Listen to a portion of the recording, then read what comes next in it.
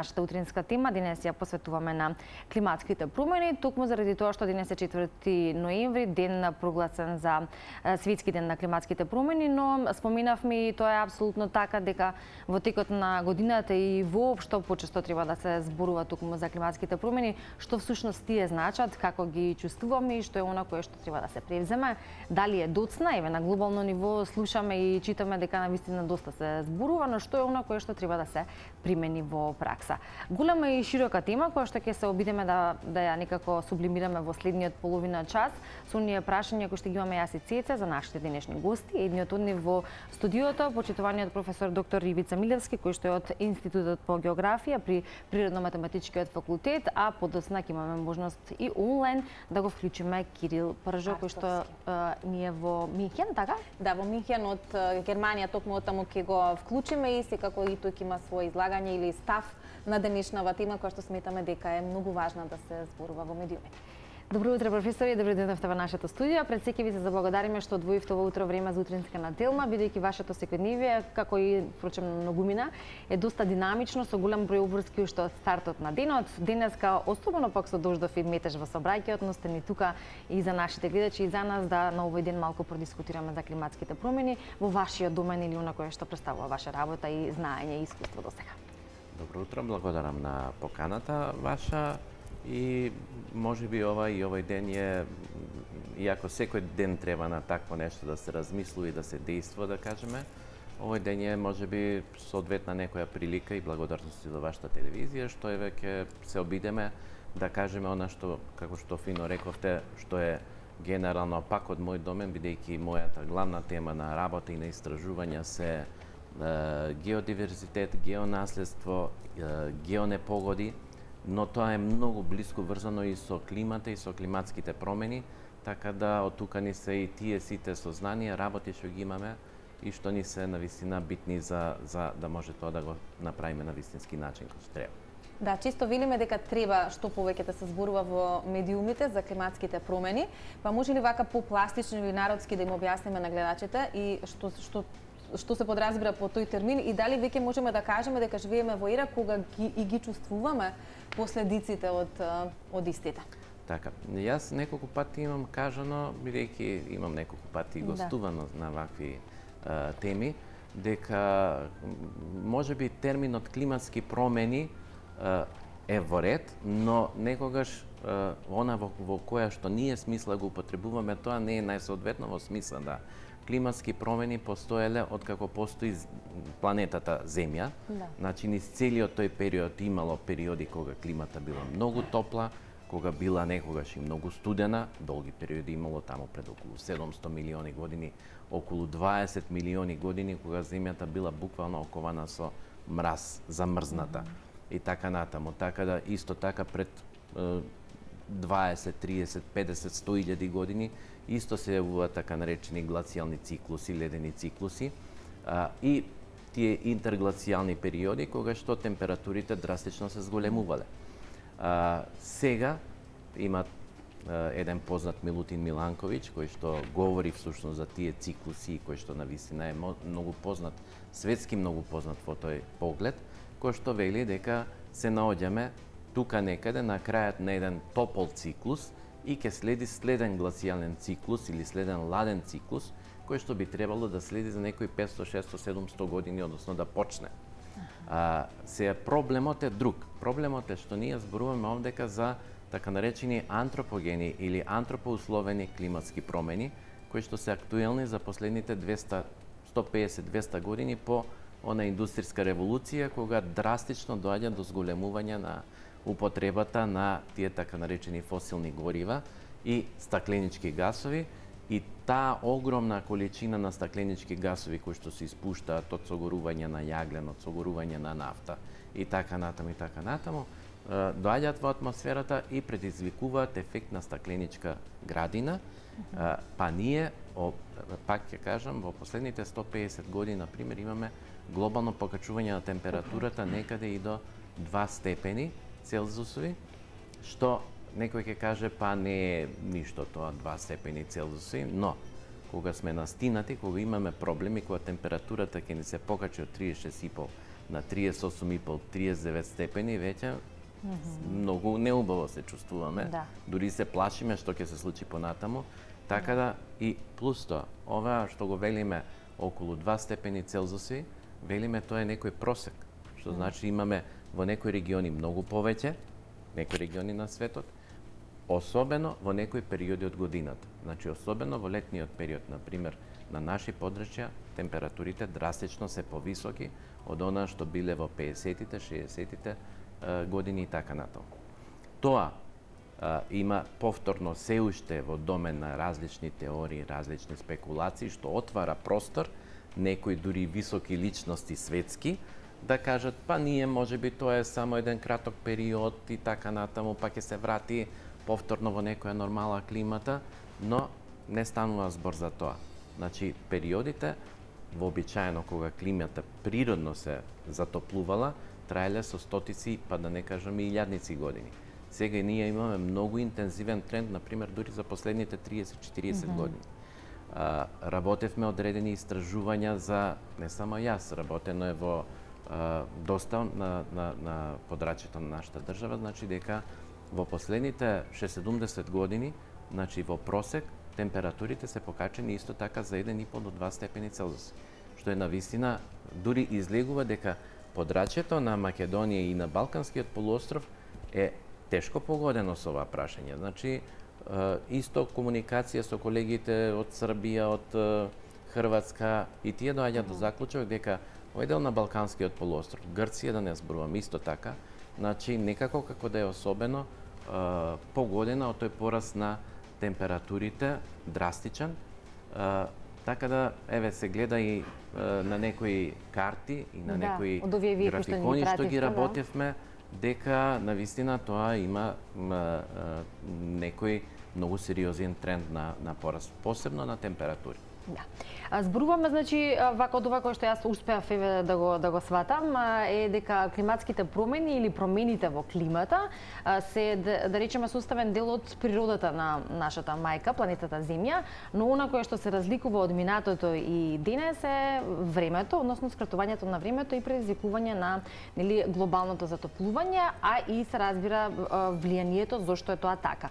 Ако зборуваме за податоци, за факти, па и за знаење, кое што за среќа вие го пренесувате и на социјалните мрежи, по оние кои што сакаат можат да прочитаат и да се информираат, покрај тоа што го кажувате на вашите студенти, кои верувам дека се заинтересирани за овие теми, затоа и го студираат тоа, но тука се поставува прашањето генерално: колку сме едуцирани на оваа тема, еве конкретно кај нас во Македонија, какво е влијанието на климатските промени врз нашата земја или на што се рефлектира и што е она кое што ни е потребно за тоа кое пак од нас зависи, или што би можело да видиме во пракса на дело, бидејќи теоретски можеме да прочитаме што глобално, што од година во година колкаво било затоплувањето, од оние информации ми се чини што Коперник ги дава на во еден дел од годината и така натака.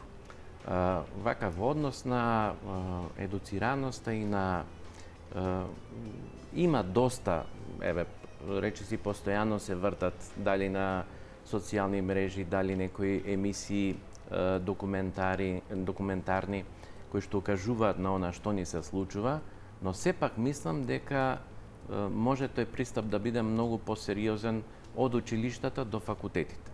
Значи, се зборува за некои сегменти на климатски промени, некои последици, зошто настануваат, како настануваат, но некоја алка тука мене како да ми недостига, па некогаш се сваќа тоа многу несериозно. Дека тоа некаде ете нешто нарочно, па се случувало, например, еве како сега октомври, например, интересна работа, овој октомври што помина беше меѓу најстудените, да кажеме, последните 40 на 50 години.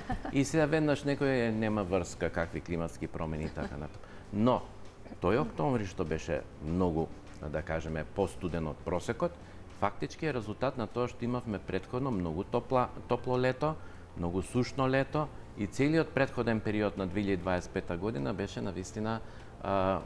навистина генерално многу потопол, не само во нашата држава, туку и во европски рамки. Па и јунин или отскок на по тоа прашање затоа што беше екстремно топол. Така, целиот период од март наваму до некаде крајот на септември беше многу топол. Јас некои анализи што ги правев пресметки, значи произлегува дека 2025 е втора по просечни вредности на температури, по висина на просечни температури, единствено 2012 година е потопла. Значи, сепак станува збор за можеби една од најтоплите години, и тоа не само кај нас, туку и повторно велам на европско тло. Значи, а тоа па предизвикува една цела низа на негативни последици кои што ние тие всушност последиците некако не ги поврзуваме со климатските промени. Значи велиме некогаш се случила нагла поплава поројна, некогаш загинали луѓе или се случиле огромни материјални штети и тоа некако така се случило, не го поврзуваме со... Не го даваме толку големо значење, да. Да. Не ги поврзуваме работите дека тоа е сепак второ нешто што кај нас е интересен случај што го забележувам. Се работат некои сценарии и некои пресметки на емисии на стакленички гасови, некои мерки во поглед на тоа како да се намали таа емисија на стакленички гасови кај нас, но се заборава дека ние сме многу мала држава, многу слабо можеме да влијаеме на тоа. Главниот фокус кај нас треба да биде како да се намалат последиците од климатските промени. А едни од најстрашните последици се оние природни непогоди што ги имаме. Чести пожари во летниот период, уништување на голема површина шумска покривка, поплави, слечишта, значи претерана ерозија на некои подрачја и така натаму, што навистина има девастирачки ефект во некои подрачји на некои временски периоди. Да, Иве, зборувајќи за Македонија и за тоа што нам ни се случува тука, понекогаш свесно замижуваме и не сакаме да ги гледаме работите, но тука е нашата емисија и верувам и други проекти кои што имаат за цел да ги отворат очите на граѓаните за појасно да гледаат што ни се случува. Еден од нив е и Кирил Арсовски Пржа, кој што во моментов го имаме со видео и со слика. Од Минхен, од Германија, ќе не поздрави ова утро. Кирил, добро утро. Дали се слушаме? Добро утро, благодарам за поканата. Да. Само ќе замолам малку околу гласот да регулираат нашите колеги за подобро да го слушаме тука во студиото. Кирил, претпоставувам успеа да слушнеш дел од разговорот кој што ние веќе го имаме во студиото со професор доктор Ивица Милевски. Ајде малку да го слушнеме твоето гледиште. Ти си човек кој што со години работи на оваа проблематика. Колку Македонија се соочува со предизвици кога се климатските промени во прашање? Успеа да ве слушнам сега што разговаравте и мора да кажам дека се согласувам во целост со професорот Ивица. Јас исто сум негов студент, но кога полагано през веќе многу години, а понатаму може да се работуваме. Така да се што каже професор се согласувам потполно со тоа што мора да се одредат неколку различни аспекти. Прво дека во Македонија пристапот што имаме кон климатски промени се уште се работи на многу секторско ниво, односно се работи поделено на сектори и нема целосна опсежна стратегија за пристапување кон митигација, како што каже професорот, и спречување на влијанието климатските промени, што во нашиот случај тоа се подразбира влијание на некои појави кои може да довесат до природни катастрофи, кои би имале и физички и економски штети како и жртви. Во Македонија се уште пристапот не е активен, туку е проактивен, односно најчесто се работи на проекти и проекти активности финансирани од странство, со странски пари. А сите активности кои се поврзани со државни иницијативи и акции се многу темпорални, односно привремени и се со ограничен рок на траење, што дава една голема нецелосност на остварувањето на истражувачките цели, да се осознае научната вистина за тоа каква е состојбата со климатските промени.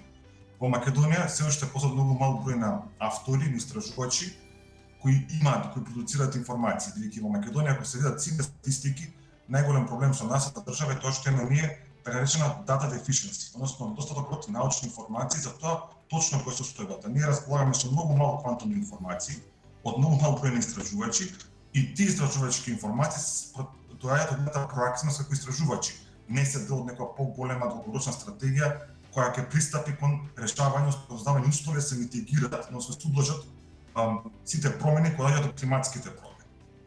Тоа е првиот аспект. Вториот аспект е дека секаде низ Европа се работи на целокупно холистички пристап кон решавање со промените кои доаѓаат од климатските промени. Значи не само на аспект на енергетика, бидејќи имаме многу информации од аспект на енергетика, каже професорот, енергетика, стакленички емисии, имаме многу информации, употреба на природни ресурси, но немаме ние други информации, имаме долгорочни следења, долгорочни анализи надвор од тие временски и климатски информации кои се колекционираат во Македонија во последните, не знам, 50-60 години. Од тоа што кажав, дали во Македонија луѓето се свесни за климатските промени, затоа имаме многу чудни информации кои тешко може да се протолкуваат. До сега се направени 3 посериозни истражувања од големото мислење, Vox Populi истражување за тоа кој е ставот на македонците околу климатските промени. Направени се некои студии помеѓу студенти, значи луѓе од 18 до 22 години, направено истражување во општата јавност, едно истражување од средношколци. И сите информации се многу контрадикторни, не може да се издаде еден заклучок. Дали македонците се свесни дека постојат климатски промени? Одговорот е да, можеби. Дали знаат што тие може да преземат околу тоа? Одговорот е повторно можеби, бидејќи информациите се многу без конкурентност. Дополнително на тоа, како што некој што работи во аспект на лоша комуникација, ние веќе можеме да забележиме пораст на помеѓу луѓето, особено социјалните медиуми, се забележува пораст на луѓето кои не веруваат во климатските промени, во климатски скептицизам. Бидејќи, како што кажа професор, поради повеќе причини, поради многу несериозно сваќање на оваа тема или така наречена тривијална логика, луѓето временските услови моментално ги поврзуваат со климатските услови, што се на долгорочен рок и даваат некои свој заклучок дека тоа не е после, дека тоа е пропаганда, дека тоа е замавивање народ, така натаму, што од друга страна не наоѓа на институционален одговор од страна на македонските власти, научните институции да одговорат на тој пораст на сомнежи и на крај како на круна цела ситуација е тоа што во Македонија и само и климатските промени и животна средина како таква никогаш не бегла во државен приоритет за решавање во Македонија. Секогаш има други теми што се поважни, бидејќи Македонија како постсоцијалистичка земја што живее веќе 35 години во транзиција, секогаш е заглавена во многу поголеми сериозни проблеми, политички кризи, економски кризи, социјални кризи и така натаму, и никогаш животна средина не станува приоритет на државната агенда. А додека тоа не е приоритет на државна агенда, тоа би создало нови политики и полиси за подобро управување на животна средина, ние никогаш не можеме да имаме поголеми проблеми. Не постојат јавни кампањи, организовани организации или странски проекти што може комплетно да осмеат ставот што ние ќе го имаме кон оваа тема. Што не е случај со другите земји во регионот. Многу земји од регионот, другиот Западниот Балкан, имаат веќе планови некакви да се митигираат климатските промени по сектори. Дали е тоа заштита од шумски пожари, како што е случајот во Грција, во Хрватска и во Црна Гора, дали од случај заштита од поплави, порои, клизишта, значи на некој начин да се митигира заштитата прво и пределите, но и човечките животи. Досега, ако се направи ако ставите прашање што ние правиме на оваа тема, најчесто одговор на стереотипен одговор беше ние сме супер на хартија, имаме многу документи и стратегии, но слаби сме во екзекуција, слаби сме во спроведување на плановите. Но веќе јас можам објективно да кажам дека тури сме веќе слаби и со овие хартиени, така наречени вредности. Веќе многу назадуваме, немаме локални планови за климатски промени на градско ниво, дека секој од градовите со својата микроклима директно ќе влијат промените на микроклимите во градовите, немаме по региони, немаме долгорочни планови, повторно се тие проектни, мали, неконкретни активности. Имаме некоја стратегија за земјоделство. Може да те задржиме се уште на линија, бидејќи нели рековме ова е голема и широка тема, но конкретно за одредени работи кои што ги спомена, сакам да го прашам и професорот, бидејќи добро кажа, малку имавме некоја ситна бучава, па не можев добро да разберам од каде или кој ги правеше истражувањата кои што се однесуваат точно за македонците или за Македонија. Ќе ни кажеш малку подоцна за тоа и во однос на возрастната граница, но она кое што го спомена е нели тоа што не е приоритет ова за кое што зборуваме или климатските промени со кои што се соочува и нашата земја.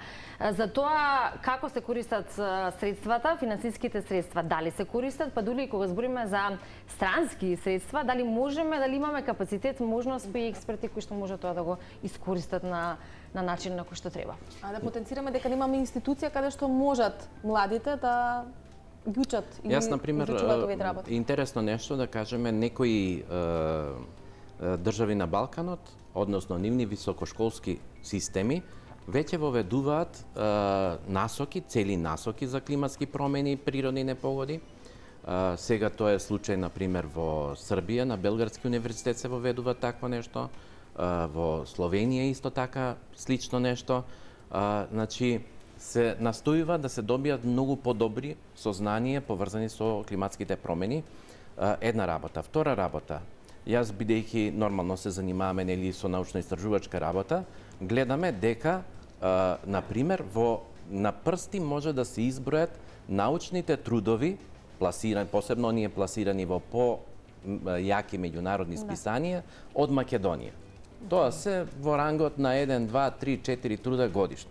За разлика од другите држави во соседството, каде што имаме ние по 20, 30, 50, 100 трудови годишно, кои што се на еден или друг начин поврзани со климатските промени, кои што ги на некој, пак ќе кажам, ги промовираат сите оние резултати и помагаат во вмрежување на институциите не само локално, односно национално, туку и на регионален план. Исто така она што го спомнав, што сега пред неколку дена бев на еден состанок и работилница на УНЕСКО во Германија, каде што регионалниот директор кој што работи со климатски промени и соработува со зелениот фонд, климатски фонд, укажа, вели така и така, за жал во Црна Гора, Албанија и некои други држави од Западен Балкан, каде што се алоцирани огромни средства токму на полето на климатските промени, во Македонија се останати голем дел од тие средства, некако не може да се пронајде соодветен начин како да се реализираат, бидејќи немаме по негово размислување и по она што го зборувавме, немаме некоја добра платформа со значи интегрирана платформа со интегрирани сектори, каде што може лесно тоа да се иницира, да се распореди и така натаму. А од друга страна, велиме, секоја година имаме се повеќе и повеќе удари и последици. Нешто гледаме ние, за нешто не сме свесни.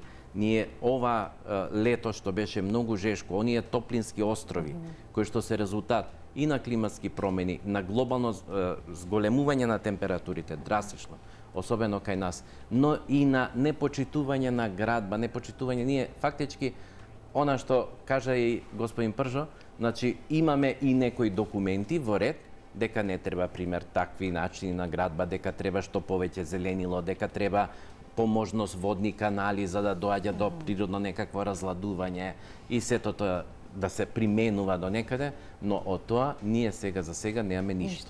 И затоа не е ни чудно што, например, температурата во централните делови, пример на Скопје, е за 5, 6, 7, 8 степени повисока од она од околината и тоа ги става на здравствен ризик огромен број луѓе, особено оние со некакви хронични заболувања, а да не зборуваме тука што е некоја поврзаност меѓу нивото на загадување и температурните прилики, отсуство на врнежи во еден долг временски период и сето тоа, значи има многу конекции во земјоделство, во шумарство, значи сепак широк спектар на влијанија, а ние некако, како да кажам, сме, уште каскаме, чекаме некој друг да не подгурне, да направиме нешто по-конкретно и така натаму. Некои држави на Запад вложуваат сериозни средства во смисла на процент од БДП, значи кој што достигнува и до 7-8%, ние сме навистина многу слаби тука. Кон кого треба директно да се упати оваа порака, да речеме, и за неискористените средства и за можноста да нема каде да се искористи? Која е она главна институција кај нас која што тоа треба да го спроведе? Па не знам од каде да се почне. Значи од оние некакви координативни тела што ги имаме по министерства, на ниво можеби и на влада, преку Управа за хидрометеоролошки работи. Прво мора да има многу добра координација и на институции и на експерти кои што се занимаваат со тоа.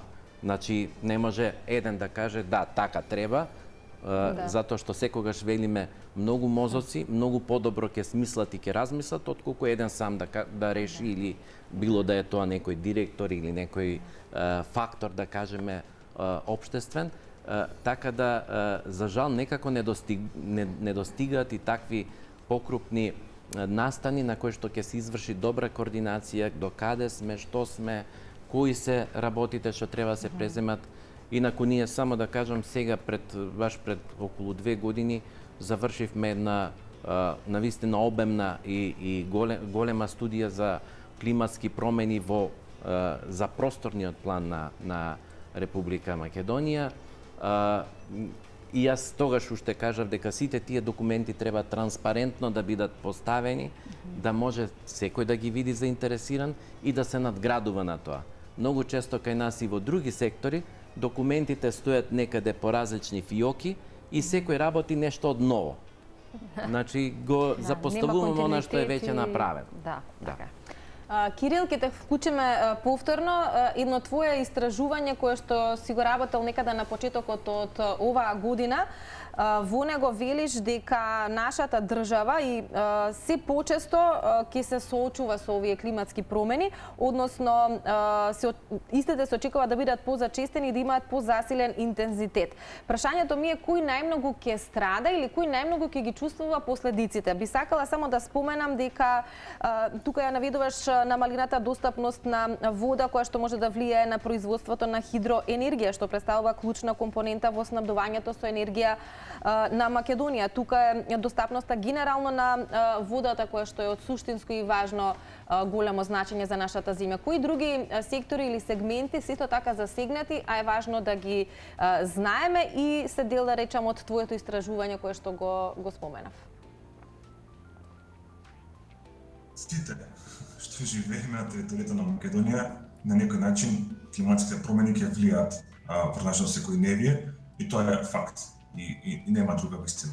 Не може да збориме околу точното временска рамка во која се случуваат, се стваруваат овие промени, како што ќе се зголемуваат посебни температури, но при тоа мора да земеме во предвид дека постојат непредвидливи и други еколошки природни катастрофи кои некои може да се со иреверзибилно значење, значи со непроменлива природа, кога се случат и ќе остават фатални последици врз пределот и врз населението во Македонија. Не постои група на граѓани што нема да ги почувствува овие промени, што не е во директна опасност.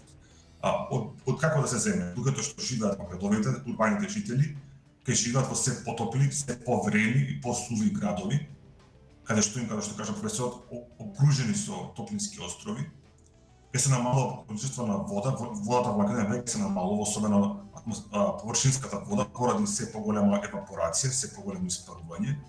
Во случај на појава на долги сушни периоди, како што знаете, сушата и поплавата се две сестри, може да следуваат обилни поплави, а кои ќе може да направат катастрофални последици на оние подрачја кои се нерегулирани речни корито.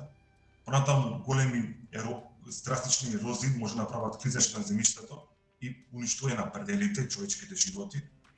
Интензивни суши директно влијаат врз земјоделството, такви последици имаха последните 3 години, особено рано гранарските култури, или пак временски непогоди, сериозни временски непогоди, проследени со град, кои може да направат оштетување на реколтата.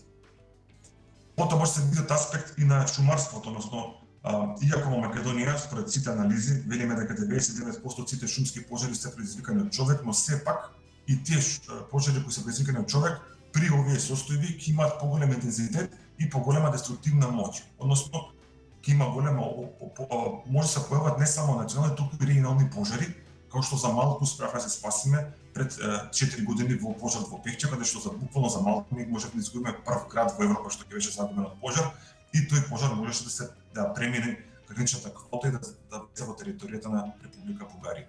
Така да, од кој аспект ние сакаме да го гледаме ова, не е ова коцка, ситуацијата е како кугла, и како да спртиме од секој аспект, ние може да забележиме дека ќе бидеме соочени со проблеми и со предизвици. Дали сме како држава ние подготвени, според сите анализи кои се справени во Македонија и на национално, но и на меѓународно регионално ниво, ние сме ставени во таа категорија, во тој кластер на држави со слаба припременост.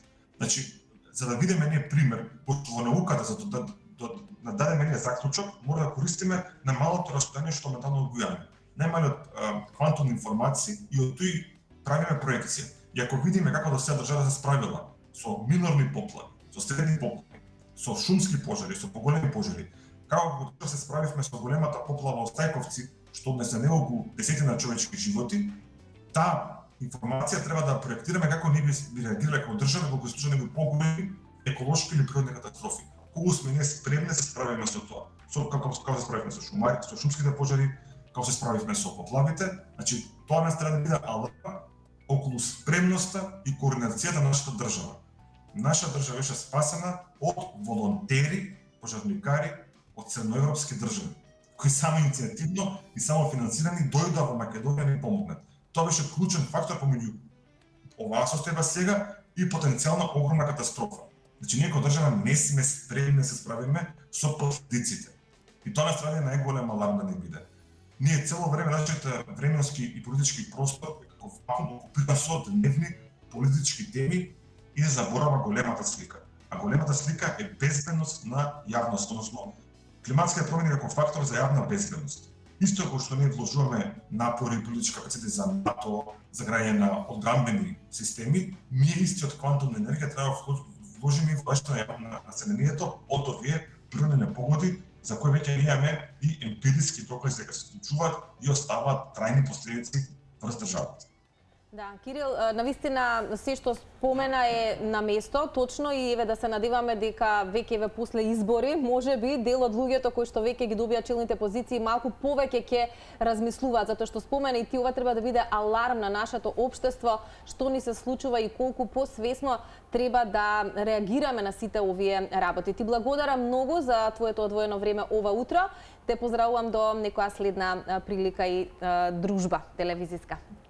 Благодарам. Ние продолжуваме уште некоја минута со професорот тука во студиото. Да, професори, уште нешто, оно што исто е така карактеристично за вас е што вие и вашите ставови поттикнато се од вашето искуство и знаење ги споделувате, рековме, на социјалните мрежи. Дел од нив е и за тоа дека оно што меѓу другото ни се случува и на што сме сведоци, конкретно кога зборуваме и за едуцираност и во однос на климатските промени, како и на кој начин да се справиме со последиците, и некако резултат на нивото на несвесност или ниското образование, кога зборуваме за заинтересираноста или кога точно би требало да се насочиме, каков треба да биде интересот на оние кои што би го продолжиле своето студирање и учење токму на тие теми, па како вашиот впечаток е ви тука да го споделиме, како стоиме на тоа поле, колку младите или нашата иднина во државата се заинтересирани, искрено заинтересирани да научат, па и нели понатаму тоа да го превземат во сферата. Едно кратко надополнување на колегата Кирил Пржо. Значи, оној мој пример што е она што велите вие споделувам, но тоа генерално дали биле тоа модели на некакви последици поврзани со климатските промени, дали се тоа она што велиме претерана ерозија, акумулација на наносен материјал кој што исто представува проблем бидејќи ги затрупува плодните полиња, дали се тоа честа појава на слечишта, посебно на одредени подрачја, дали се тоа ризици од појава на поплави. Значи, навистина работевме години и години да продуцираме некакви модели, сето тоа го објавивме во странски списанија. Интересно е што јас велам, значи десетици луѓе, посебно од Азија, ни се обраќаат да им дадеме упатства како се прави тоа и така натаму, што ми е доста драго, но од друга страна, ама апсолутно никаков интерес од државата, значи имаме модел комплетно, например, и тоа доста прецизен, на ризик подрачја кој што се под ризик од појава на слечиште, например, што може да направи проблем на национално ниво, или, например, на она што велам претерана ерозија, или на опасност од оние поројни, кои се многу незгодни поплави, не иста класична речна поплава и поројна која што може за 5 минути неочекувано да направи ршум.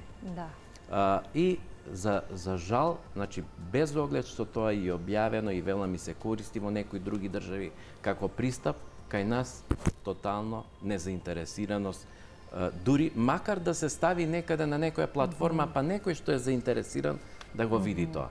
Така да навистина Ве демотивира тоа во работата или дополнително ве мотивира да, нели, да допре до што поголем број на луѓе па, да видите, попатат јас ви тежок? кажав, ме демотивира за ова овдека ситуација, но од друга страна имам навистина се повеќе и повеќе така наречени конекции и го споделувам тоа и ми е драго, па се надоврзуваме некогаш со странски колеги експерти, па вградуваме нешто ново и така натаму, бидејќи ми е мерак да видам и интересно ми е да видам што може да се подобри во тоа моделирање и надевајќи се дека кога тогаш некогаш ќе дојде момент кога некоја наша институција ќе биде заинтересирана, ама пред да се случи некоја катастрофа или да има жртви, не од кога ќе се случи.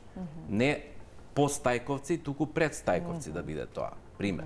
Така да се надам, инаку ова што рековте за едукација, повторно ќе спомнам и тука спорадично некаде се додаваат некои предмети поврзани со елементи на климатски промени, но јас мислам, тоа сум го кажувал и кај мене во мојата институција, дека е добро да имаме например постдипломски студиум, ако не може до дипломски, барем постдипломски магистарски студиум за климатски промени и сите оние последици и работи што се актуелни за нашата држава, бидејќи во светски рамки, велам, тоа е доста актуелно и потребно е драстично да се зголеми нивото на образованието. Дури и во елементарниот дел на науката за климата, навистина многу слабо стоиме. Ако порано сме имале, да не кажам врвни поранешни югословенски експерти за клима, а и климатски промени, сега, за жал, заради XXX причини, значи, едноставно нема простор каде ние имаме предмети, например, климатологија и клима на земјата или така нешто, но не е доволно само тоа.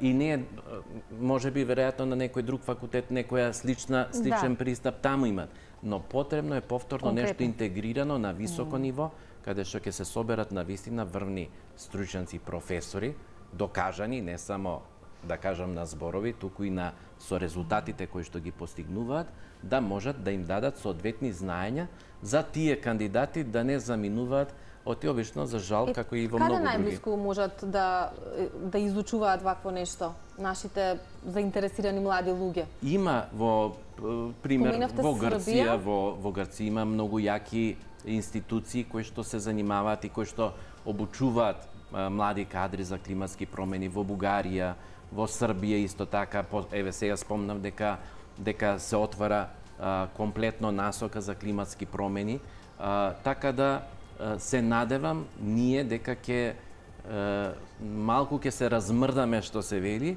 и дека ќе ги надминеме некои своји можеби стриктни, тесни гледишта, па да сме имали порано случаеви на мултидисциплинарни студии, како што било за животна средина или не знам што, некој ќе каже со одредени проблеми вака или онака, но мора да најдеме начин како да се школуваат генерации на млади кои што успешно ќе се справуваат од различни аспекти со се тоа што ни се случува и уште пожестоко ќе ни се случува во наредните 10, 15, 20 години, дури се вели дека можно е до 2100 година да имаме такви тешки последици, да кажеме, со кои што ќе треба да се соочиме, што... Кои се предвидувањата, ве нешто да ни нафрлите, имате? Па видете, ако велиме дека зголемување на температура од 1 степен во последните, не знам, 70 години, такви проблеми, гледаме снежни врнежи драстично се намалени, односно задржување на снежна покривка, водни ресурси, врнежите се тука некаде на годишно ниво, не се менуваат многу, но поента е што имаме екстремни врнежи за кратко време и сега. Големи територии наши се непошумени, односно со уништена шумска вегетација, нема што да ја упие таа вода кога ќе се случи, например, поројна серија некоја, и сега за ден-два едноставно ке јурне кон реките, толку пак 5-6 месеци сме ние во некој сушен период и така натаму. Така да има она што велам, значи опасности од поплави, опасности од со Преспанско езеро што ни се случува.